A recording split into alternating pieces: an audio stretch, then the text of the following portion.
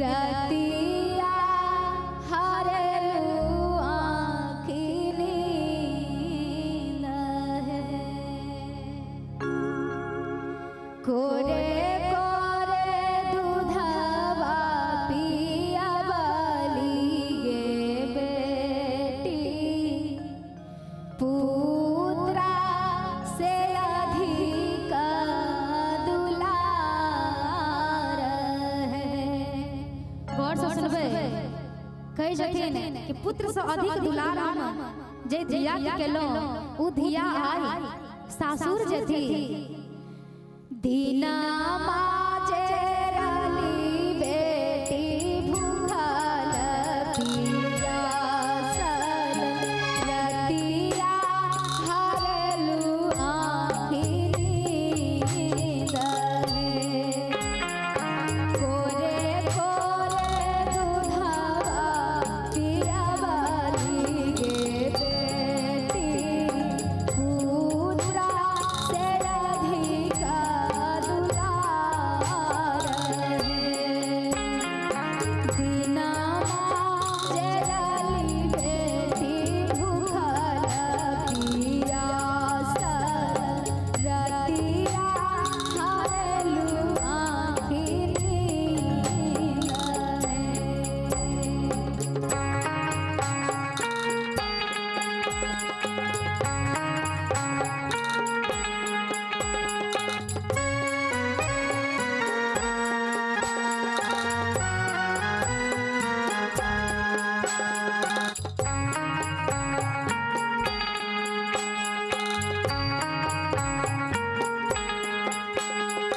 से